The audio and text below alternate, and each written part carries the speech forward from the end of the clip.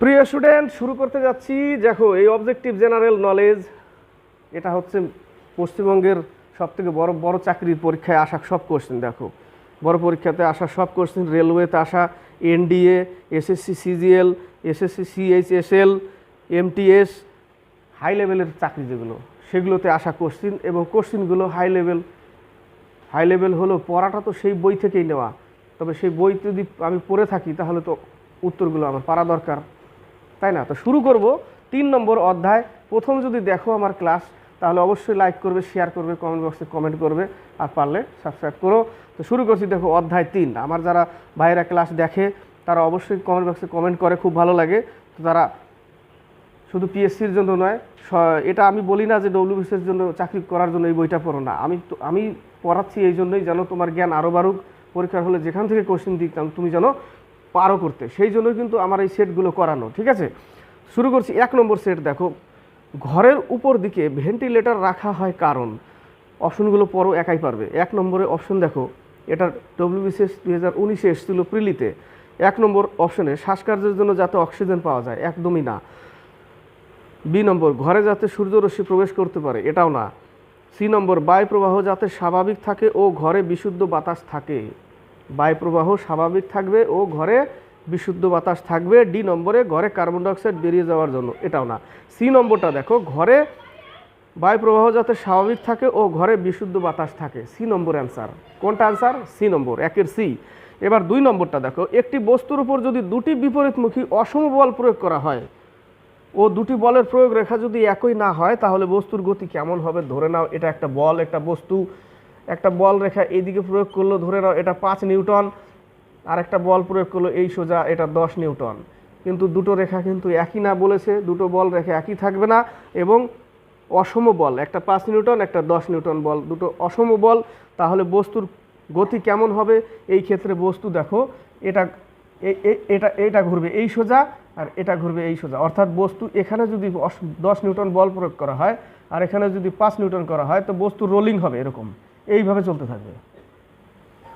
ঠিক আছে, এটা নিচে দেওয়া হয়েছে, বা এটাকে তুমি উপরে দিতে পারো, এটাকে নিচে দিতে পারো, কোনো ব্যাপার না। এটাকে যদি উপরে দাও তাহলে এই দিকে রোলিং হবে, যেহেতু বল বেশি এই দিকে। এটাকে যদি উপরে দিই আমি, তাহলে এই দিকে রোলিং হবে। আর এটাকে নিচে দিয়েছি, এটাকে উপরে দিয়েছি, এটাকে নিচে দিয়েছি, তার মানে তো এটাকে উল্টেই দিই আমি, এটাকে উল্টে দিই, এটাকে আমি 10 নিউটন করি আর এটাকে করি 5 নিউটন। এবার হলো, এবার তাহলে বলটা কি হবে? এইভাবে রোলিং হবে, ঘুরতে থাকবে। তো রোলিংও হবে, ঘূর্ণনও হবে, ও সরল রৈখিক উভয় গতি থাকবে।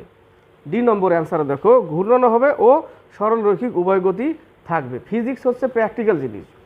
ঠিক আছে, প্র্যাকটিক্যাল জিনিসটা যদি সে কভার করতে পারে, একবার ক্যাচ করে নিতে পারে, তাহলে যে কোনো পরীক্ষায় সে উত্তরটা একদম সুন্দরভাবে 4টা অপশন পড়ে বিবেচনা করেও করতে পারে।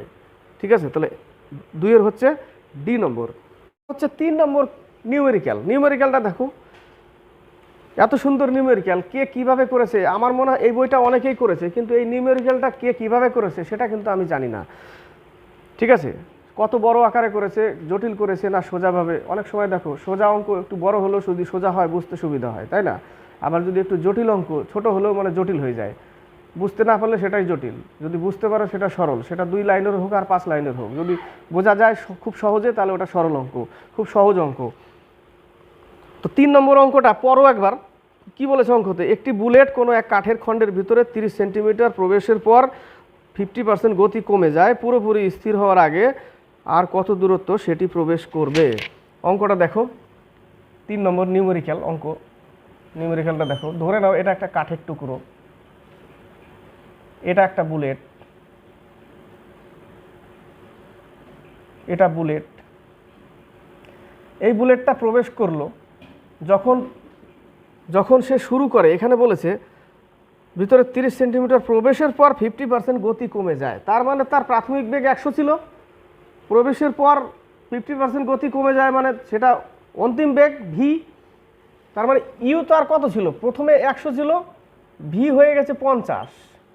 তার মানে যখন প্রবেশের আগে তখন তার বেগ ছিল 100, প্রাথমিক বেগ।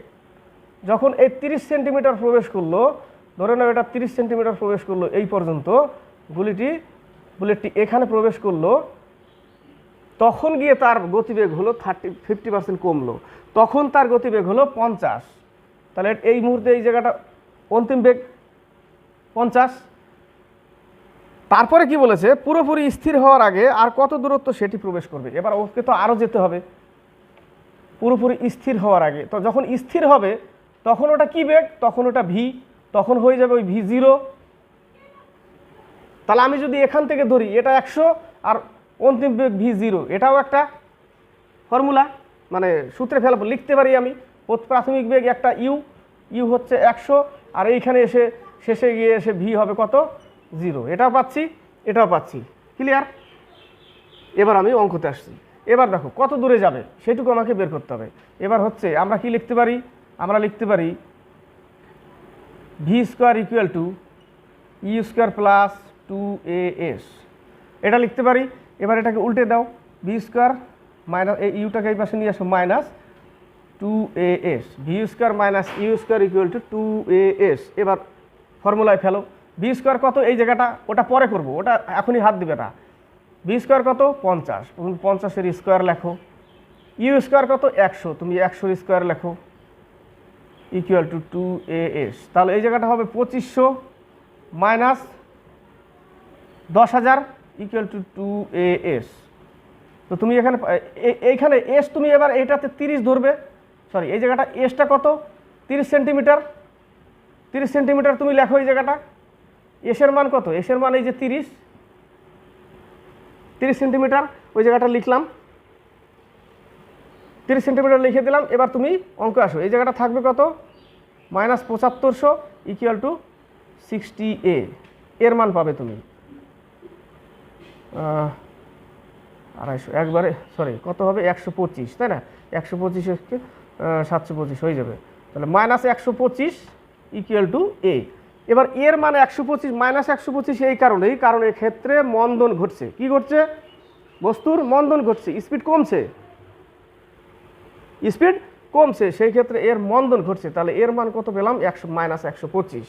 এবার আবার ওই ফর্মুলায় ফেলো, ওই ফর্মুলায় ফেলবো, কিন্তু আমি ধরবো এখান থেকে এই পর্যন্ত। এবার টোটালটা ধরবো, ঠিক আছে, টোটালটা আমি ধরে নিচ্ছি। তাহলে ভি স্কোয়ার, তাহলে টোটাল প্রথমে ভি স্কোয়ার, অন্তিম বেগ ভি স্কোয়ার ধরবো, টোটালটা minus u square equal to 2as। এর মান কত পেলাম, এর মান পেলাম মাইনাস 125। এস আমাকে বের করতে হবে।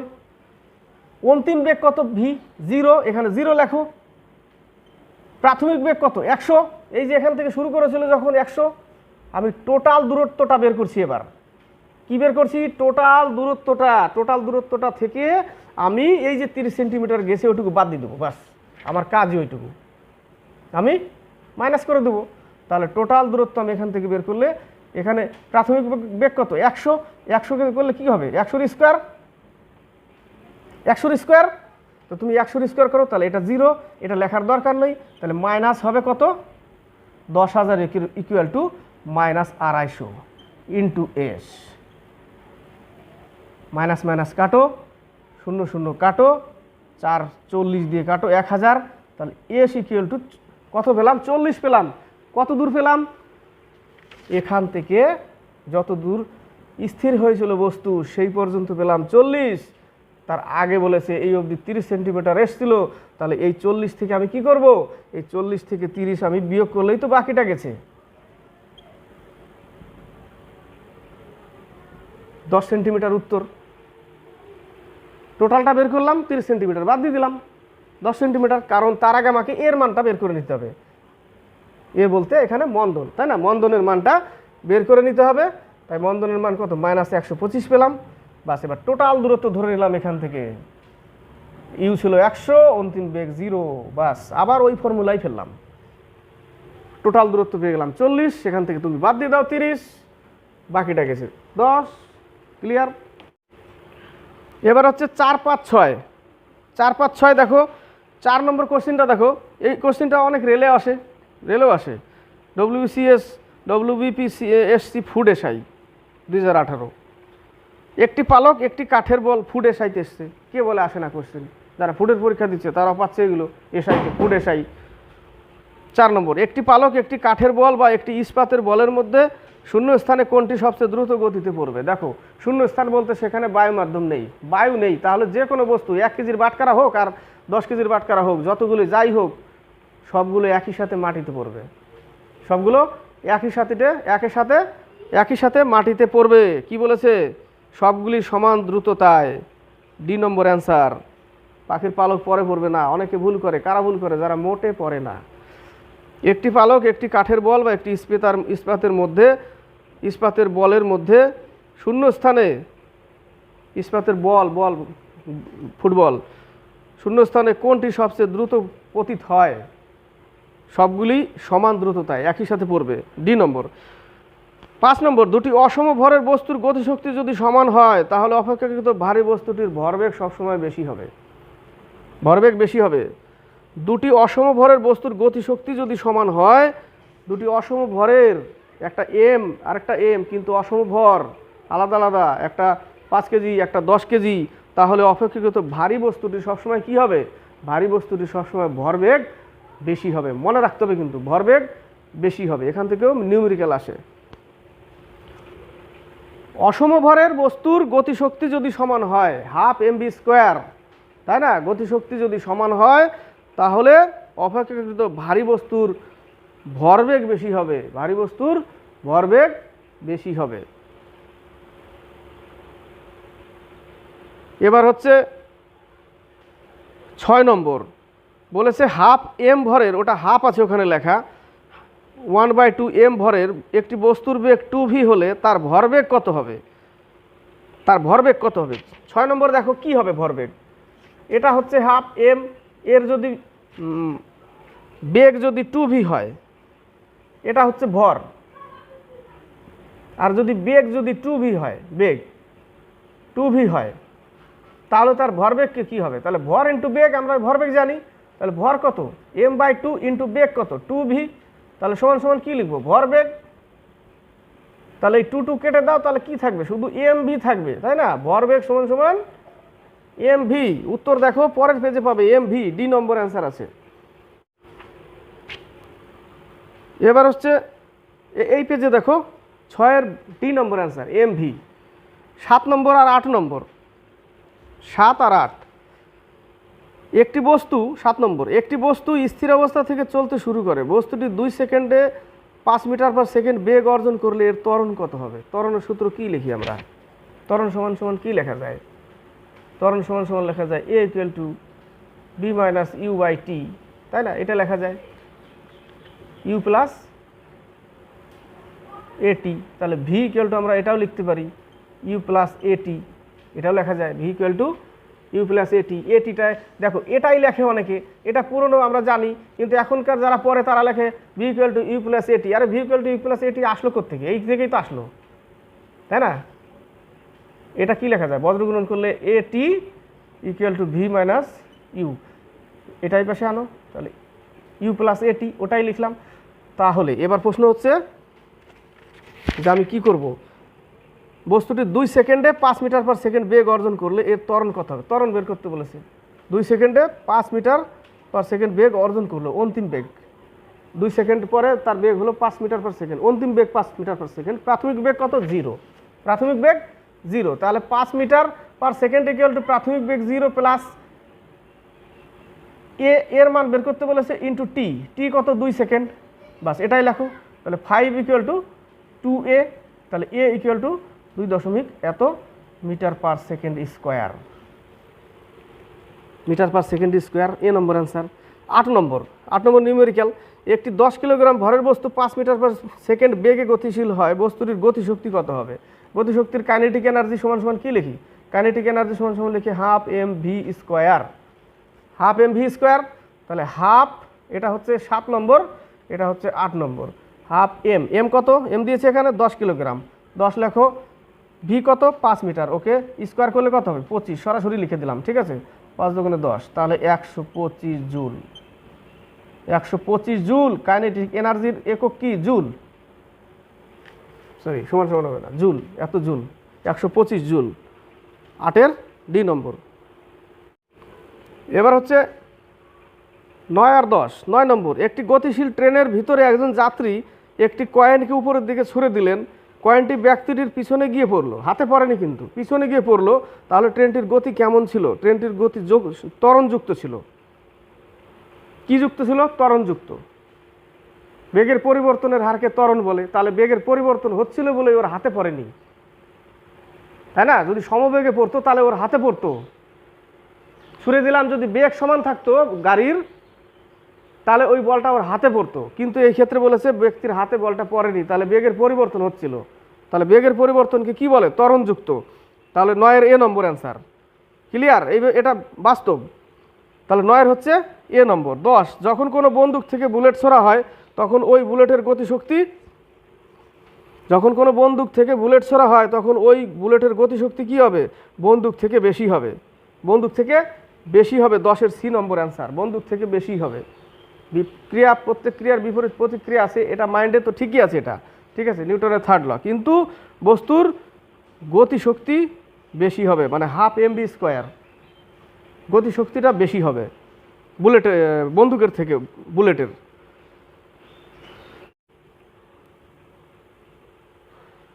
11 আর 12, 11 নম্বর, V = U + AT, এটাই ত্বরণের সমীকরণ। যাই বের করো, অন্তিম বেগ, প্রাথমিক বেগ একটু আগে দেখালাম। সমীকরণে ইউ কাকে বলে? ইউটা হচ্ছে প্রারম্ভিক বেগ, ইউটা হচ্ছে প্রারম্ভিক বেগ, এ নম্বর।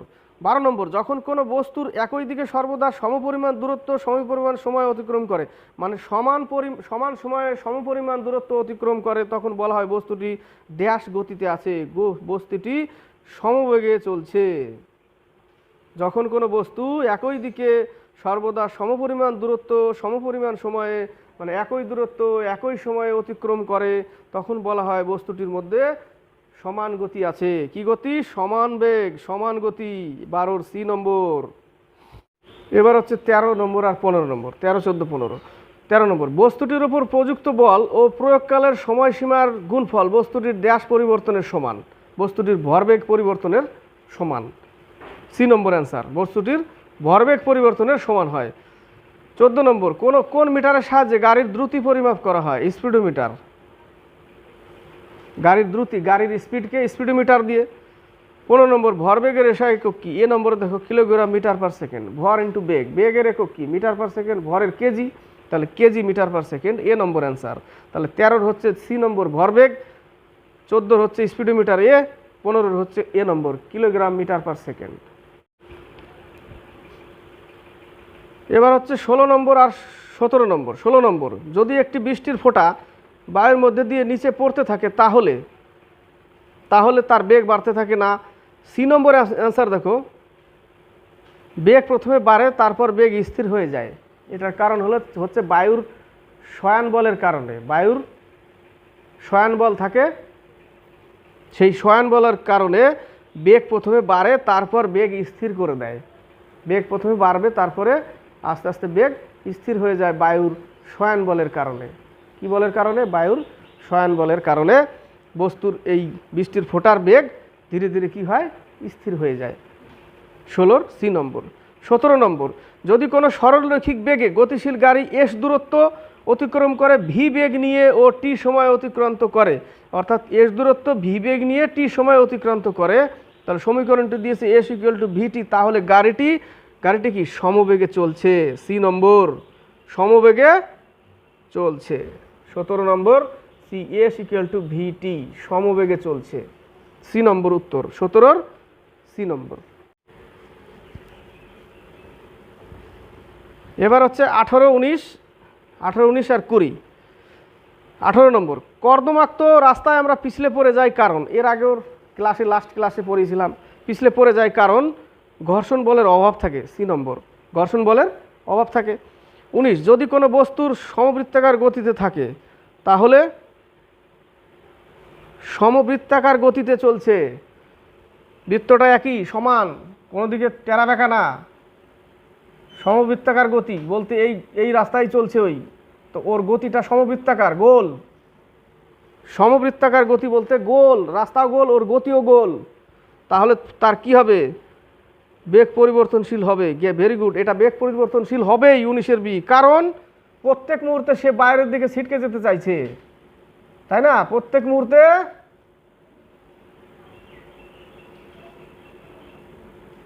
যদি এইভাবে ঘুরতে থাকে তাহলে কি হবে? প্রত্যেক মুহূর্তে তার বেগ পরিবর্তন হবেই। ওই জায়গাটা যদি পরিবর্তন না হয় তাহলে ছিটকে বাইরে যাবে। বেগ পরিবর্তন হবেই, প্রত্যেক রাউন্ডে বেগ পরিবর্তন হবে, তাই না? যদি না হয় তাহলে কি হবে? অপকেন্দ্র বলের কারণে বাইরে চলে যাবে। ওই বেগ পরিবর্তন হচ্ছে বলে অভিকেন্দ্র বল তৈরি করে আছে ভিতরে, গোল গোল ঘুরছে, কিন্তু প্রত্যেক ক্ষেত্রে বেগ পরিবর্তন হবে। মাঠে যারা দৌড়ায় তারা ঠিক জানে প্রত্যেক টার্নিংয়ে গিয়ে সব বৃত্তাকার হলেও প্রত্যেক জায়গায় তার বেগ পরিবর্তন হচ্ছে। তাহলে 19-এর বি নম্বর। 20 নম্বরে একজন অ্যাথলিট স্প্রিংবোর্ড থেকে সুইমিং পুলে ঝাঁপ দেওয়ার আগে নানান এক্সারসাইজ করে টরে নিল, ব্যায়াম ট্যাম করে নিল, হাত পা ঝেড়ে নিল। জলে পড়ার সময় অ্যাথলিটের নিম্নলিখিত কোন রাশিটি ধ্রুবক থাকে? তার ওই যে উপরে দেখো কৌণিক ভরবেগ ধ্রুবক থাকে, কনস্ট্যান্ট। 20-র 21-22। ত্বরণ কি? ত্বরণ হচ্ছে বলের ব্যস্তানুপাতি না ভরের ব্যস্তানুপাতি না বলের সমানুপাতি। 21-এর ডি মুখস্থ করে না, একটু বুঝিয়ে দেবো। 21-এর ডি মুখস্থ করে চলে এসছি। 21-এর ডি না, কিভাবে? ত্বরণ F = ma আমরা জানি তো। ত্বরণ হচ্ছে বলের সমানুপাতি। যদি 2 নিউটন বল প্রয়োগ করো তাহলে ত্বরণও 2 নিউটন বৃদ্ধি পাবে, বা যদি 2 নিউটন বল বৃদ্ধি করো তাহলে ত্বরণও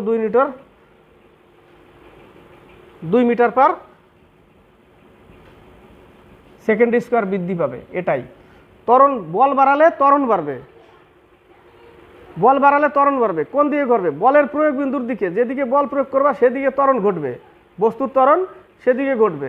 উপর থেকে পড়ছে মানে বল কোন দিকে আছে? নিচের দিকে, ত্বরণ নিচের দিকে। নিচ থেকে ছুঁড়ে মারলাম উপরের দিকে, বল কোন দিকে দিলাম? উপরের দিকে। মন্দন ঘটছে, স্পিড কমছে। ভূমির সরলরৈখিকভাবে যদি আমি অনুভূমিক তলে সরলরৈখিকভাবে যদি আমি বল প্রয়োগ করি তাহলে বস্তুর ত্বরণের দিকে ঘটবে। এবার বলেছে বল যদি 2 গুণ করা হয় তাহলে ত্বরণও 2 গুণ বাড়বে, 3 গুণ করা হলে বল ত্বরণও 3 গুণ বাড়বে। তাই বলেছে যে বলের সমানুপাতি হয় সবসময় ত্বরণ বলের সমানুপাতি হয়। বলকে যদি 5 গুণ বাড়ানো হয় ত্বরণও 5 গুণ বাড়বে, তাই না? ত্বরণ F = ma। বলের প্রয়োগ বিন্দু যেদিকে ঘটাবো ভরবেগের পরিবর্তনও সেই দিকে ঘটবে, তাই না? তাহলে উত্তর কি আমার পেলাম? বলের সমানুপাতি। ত্বরণ হলো বলের সমানুপাতি। 21-এর ডি। 22 নম্বর। কোনো বস্তুকে লম্বভাবে ছুড়ে দেওয়া হলো, যখন বস্তুটি সর্বোচ্চ উচ্চতায় পৌঁছে যায় তখন বস্তুটির অনুভূমিক বেগ থাকে। যখন কোনো বস্তুকে উপরে ছুড়ে দিলাম, যেতে যেতে এক জায়গায় এক সময় গিয়ে স্থির হবে, তো এখান থেকে প্রশ্ন থাকে যে সর্বোচ্চ উচ্চতায় তার গতিশক্তি কি? গতিশক্তি 0, স্থির শক্তি বেশি। গতিশক্তি 0 হয়ে যায়, স্থিতি শক্তি সর্বোচ্চ হয়ে যায়, কিছুক্ষণের জন্য স্থির হয়। আবার যখন মাটিতে পড়তে থাকে শেষ মুহূর্তে গতিশক্তি বেশি থাকে। তাহলে এক ছোড়ার সময় গতিশক্তি বেশি, উপরে উঠে গতিশক্তি 0, স্থিতিশক্তি বেশি। আবার নিচে যখন নামে তখন আবার গতিশক্তি একদম পড়ার অন্তিম মুহূর্তে গতিশক্তি বেশি থাকে। তাহলে উপরে ছুঁড়ে দিল, সর্বোচ্চ উচ্চতায় পৌঁছে যায়, তখন বস্তুটির অনুভূমিক বেগ থাকে। ভূমিক দিকে বেগ থাকবে, অনুভূমিক বেগ থাকবে, ও তো নিচে আসবে তখন। তাহলে 22-এর অনুভূমিক তলে না, এটা এইভাবে ছড়া হলো, তাহলে ওটা কি বলবো? ডি নম্বর, অনুভূমিক বেগ থাকে। 22-এর ডি। তো আজকে এই পর্যন্তই, 22 পর্যন্তই থাক। নেক্সটে পার্ট 2 করবো, কারণ অনেক বোঝানোর বিষয় আছে। না বোঝালে একটু না বোঝালে তারপর আবার শুধু উত্তর বললে মজা আসবে না। মজা না আসলে দুটো বলবে স্যার কী পড়াচ্ছেন, দাদা কী পড়াচ্ছেন, এগুলো তো আমরা নিজেরা পড়তে পারি। তাহলে আজকে এই পর্যন্তই থাক, পরে আবার পার্ট 2 করবো। বইটা না থাকলে বইটা নিয়ে নিতে পারো, খুব ভালো বই। তবে জ্ঞান সব বই থেকে নিতে হবে। পিএসসি, এসএসসি, পিএসসি ক্লার্কের পরীক্ষা দেবো, হচ্ছে না। ফুড এসআই তো দিলে হলো না, তাহলে এখন সামনে এটা পরীক্ষা আছে। তো যারা ফুড এসআইয়ের জন্য পড়েছিল তারা বলেছে যে ফুড এসআই হয়ে গেছে, আর আমি কোনো চাকরির জন্য পরীক্ষা দেবো না। তাই কি হয়? তাহলে আরেকটা চাকরি আসছে পিএসসি, ওটা পরীক্ষা দিলে তো ওই লেভেলের চাকরি তোমাকে পড়তে হবে। তো সব চাকরি তুমি যদি উপযুক্ত থাকো, তোমার ডিগ্রি যদি থাকে, ডিগ্রি থাকলে আর তুমি যদি উপযুক্ত থাকো পরীক্ষায়, তাহলে পরীক্ষা দিতে থাকো। বাছাবাছি করবে না, এই পরীক্ষা দেবো না, ওই পরীক্ষা দেবো না, সেই পরীক্ষা দেবো না। তোমার হাইট থাকলে তুমি হাইটে ওটাও চলে যাও, অফিসার র্যাঙ্ক আছে অনেক, চলে যাও, ভালো পারো চলে যাও, টেকনিক্যাল থাকলে টেকনিশিয়ানে চলে যাও। তো সব মোটামুটি পড়া পড়ে রাখতে হবে, শুধু 2-1টা বই বেছে পড়লাম তা না। আমার দেখো যেটা বই ভালো লাগে সেটা আমি কিনে নিই, পড়ি বা না পড়ি কিন্তু কিনে রেখে দিই। এবার চাকরি করি, পয়সার অভাব নাই, এটা হয়তো অনেকে বলতে পারে, কিন্তু যদি পয়সার অভাব থাকে তাহলে আমি বলবো যে বিকালে করে একটা ছোট্ট করে একটা টিউশন নিবে, 2-4 হাজার, 1500-2000 টাকা পাবে, সেখান থেকে কি তোমার প্রয়োজনীয় যে জিনিসগুলো সেগুলো পেয়ে যাবে। এইটুকু কষ্ট করো, ঠিক আছে? আমিও তাই করেছিলাম ব্যাচেলর লাইফে। এই বইটা না থাকলে কিনে নিও। আর কেমন লাগলো ক্লাস অবশ্যই বলবে, লিখে পাঠাবে, বাছাবাছি করবে না, যেটা দিব সেটা নিতে থাকবে, একসময় দেখবে কাজে লেগে গেছে, ঠিক আছে?